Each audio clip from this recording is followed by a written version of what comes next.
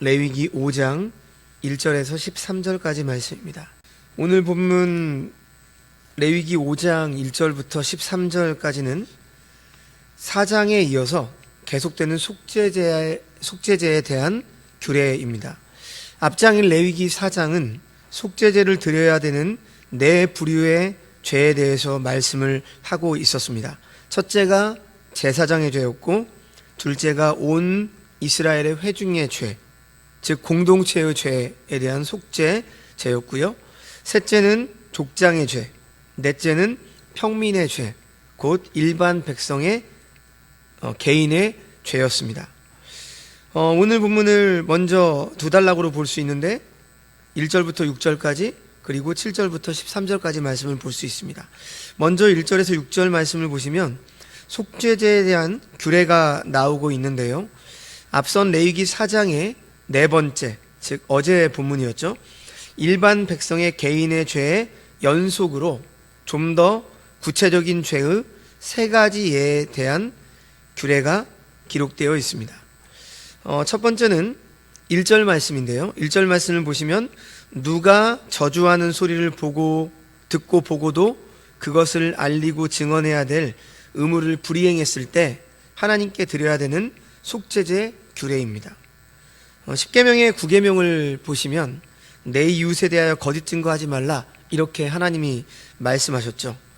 만일 재판정에서 증인으로 채택되었을 경우에 사실대로 증언하지 않게 되면 어느 한쪽에 손해를 주게 됩니다. 재판정에서의 고의적 묵비권이라고 하죠. 이것은 사건의 사안에 따라서 치명적인 타격을 줄 수도 있습니다. 심지어 재판의 오류로 우매한 사람이 사형을 당할 수도 있는 그러한 일을 당할 수도 있는 것이죠. 그래서 타인에게 손해를 주는 것뿐 아니라 진실을 왜곡한다는 의미 자체가 잘못된 행위입니다. 그래서 묵비권이라고 하는 것이 세상 법정에서는 허용된다 할지라도 하나님 앞에서는 죄라고 말씀을 드릴 수가 있습니다. 더욱이 하나님의 이름으로 맹세시키는 말을 듣고도 묵비권을 행사했다면 하나님의 이름과 명예를 더럽힌 죄가 되는 것이죠. 하나님이 우리에게 요구하시는 삶은 세상 법의 준수가 아니라 하나님 앞에서의 양심적인 진실입니다. 목적이 옳으면 방법도 옳다. 이것을 마키아벨리즘이라고 하는데, 즉 어떤 국가의 발전과 국민의 복리 증진을 위해서는 어떠한 수단이나 방법도 허용된다라고 하는 국가 지상주의적 정치 이념입니다. 그런 것처럼 목적이 옳으면 방법도 옳다라고 하는 이러한 논리로 모든 행위가 합법화되어서는 안 되는 것이죠. 예수 그리스도를 믿는 신자들은 목적에 있어서도 진실해야 하지만 방법에 있어서도 진실한 삶을 살려고 해야 합니다. 자, 두 번째는요, 2절과 3절인데요. 2절 따로 3절 따로도 볼 수 있지만 똑같이 2절이나 3절이나 부정에 대한 규례입니다. 그래서 부정한 것을 만졌거나 부지 중에 부정한 것을 만졌을 때에 속죄제를 드려야 되는 규례가 나와 있습니다. 부정한 들짐승이나 가축이나 곤충의 사체를 만졌을 경우에는 함께 더러워진 것이므로 죄가 있는 것으로 인정하게 됩니다. 사람에 대해서도 마찬가지죠. 구약시대의 사람의 피부병, 문둥병, 그 다음 월경, 출산, 시체는 부정한 것으로 간주가 되었는데 지금 본문은 그것들을 접촉한 경우를 말씀하고 있습니다.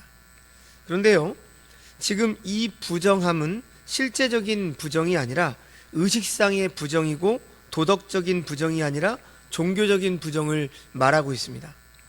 그래서 하나님께서는 이러한 상징성의 부정으로 종교적인 불결을 느끼게 하신 것이고, 이 의식상의 어떤 정결로 인해서 영적인 정결 의미를 가르치고 계신 것입니다. 그래서 우리는 여기에서 영적인 뜻이 의식보다 더 중요하죠. 그렇죠? 하지만 의식을 통해서 영적인 정결함을 지킬 수 있다라고 하는 사실 또한 간과해서는 안 됩니다. 그래서 복음의 시대인 오늘날에도 하나님 앞에서 정결한 삶을 살기 위해서 율법적인 카테고리, 율법적인 어떤 의식을 가지고 있는 것도 매우 중요하고 필요합니다. 우리가 자칫 오해할 수 있는데 율법을 우리가 말씀 그대로 지키고 율법주의에 빠지는 것은 큰 문제입니다. 그러나 이 율법적인 사고를 잃지 않는 것은 굉장히 중요해요. 그래야 우리가 율법의 정신을 기억할 수 있고 참된 행함을 할 수 있기 때문입니다. 그래서 우리가 자칫 오늘날 율법 필요 없다, 이 말은 오해를 살 수 있는 표현입니다.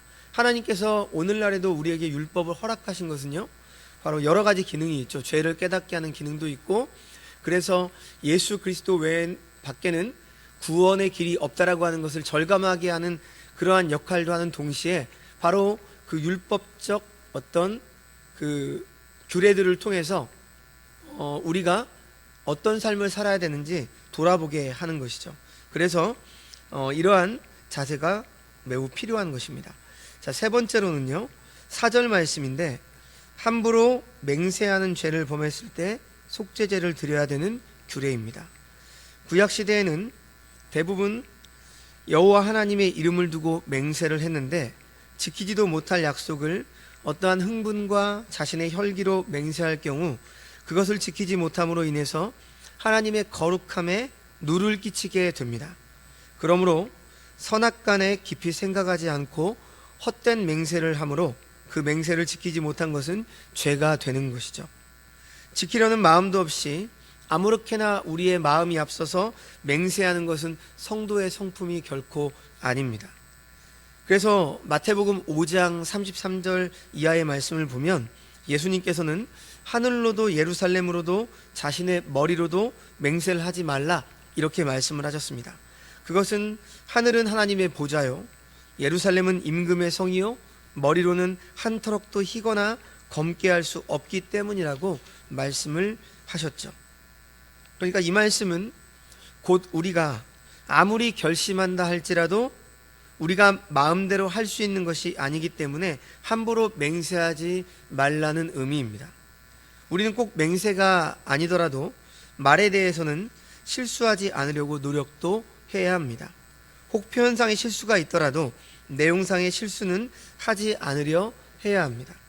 아무리 화가 나고 서운한 일이 있다 할지라도 말에 있어서 신중을 기해야 되는 것이죠. 자, 이렇게 세 가지 속죄제의 규례에 대해서 이제 살펴보았고요. 계속해서 이제 5장의 속죄제에 대한 규례 후반부 7절부터 13절까지 말씀은 속죄 제물에 관한 규례가 기록되어 있습니다. 속죄 제물은 앞선 4장에서 네 부류에 대한 속죄 제물로 수송아지, 순염소, 그리고 암염소나 어린 암양을 드려야 했는데, 일반 백성인 경우에는 백성의 경제적인 형편을 고려해서 저렴한 암염소나 어린 암양도 가능했습니다. 근데 오늘 보면 7절부터는 어린 암양조차도 속죄 제물로 드리기 어려운 형편의 사람들은 비둘기라도 바칠 것을 명령하고 있습니다. 속죄제는 속건제와 마찬가지로 죄를 범했을 때에는 반드시 드려야 되는 의무의 제사였습니다. 이는 앞에서 나와 있는 어떤 번제, 소제, 화목제의 자발적인 제사와는 분명한 차이가 있죠. 이 앞선 세 가지 번제, 소제, 화목제, 이 제사는 제물을 드릴 경제적인 능력이 없으면 제사하지 않아도 가능한 제사였습니다. 그러나 오늘부터 나와 있는 속죄제, 그리고 이제 다음 본문인 속건제는 아무리 가난해도 하나님께 반드시 드려야 되는 제사였습니다. 하나님께 범죄했을 때는 어느 누구도 예외 없이 속죄함을 받아야 했기 때문이죠. 그런데 속죄제는 어느 누구도 예외 없이 반드시 피 흘림이 있어야 하는 제사로 드려야 되는 것인데, 오늘 보면 11절부터는 비둘기조차 드릴 수 없는 극빈자인 경우에 드릴 수 있는 제물을 말씀하고 있습니다. 11절과 12절 말씀인데요, 만일 그의 손이 산비둘기 2마리나 집비둘기 2마리에도 미치지 못하면 그의 범죄로 말미암아 고운 가루 10분의 1 에바를 예물로 가져다가 속죄제물로 드리되, 이는 속죄제인즉 그 위에 기름을 붓지 말며 유향을 놓지 말고 그것을 제사장에게 가져갈 것이요, 제사장은 그것을 기념물로 한 움큼을 가져다가 제단이 여호와의 화제물 위에서 불사를 지니 이는 속죄제라. 그러니까 무슨 말씀입니까? 비둘기조차도 준비할 수 없는 아주 극빈자, 이러한 경우에는 무엇을 속죄 제물로 드릴 수 있게 하나님이 허용을 하셨습니까? 고운 가루 10분의 1 에바를 속죄 제물로 드리라고 하는 것입니다. 이렇게 하나님께서 말씀하신 이유는 아무리 생활이 어려운 자라 할지라도 그들 역시 속죄를 받아야 하기 때문에 누구나 속죄 제사를 드릴 수 있도록 하나님께서 허용을 해 놓으신 것입니다.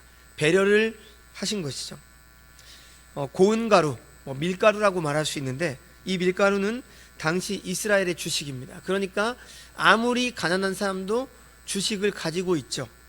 그래서 재물이 없는 사람은 하루 동안의 식사를 금식하고 그 하루분의 밀가루를 하나님 앞에 드리도록 한 것입니다.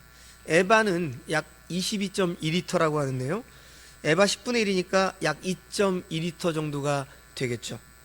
그런데 소제를 드릴 때에는 밀가루 위에다가 기름과 유향을 뿌려서 드렸습니다. 고운 가루가 소제로 쓰였죠.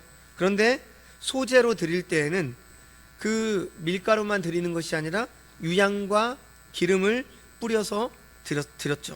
그리고 기름과 유향이 묻은 부분의 밀가루를 제단에서 사르도록 했습니다.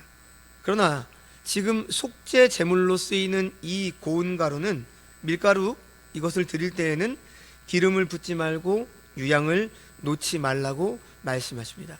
왜냐하면 이건 소제로 드리는 게 아니라 지금 속죄 제물로 그 용도로 드리기 때문입니다.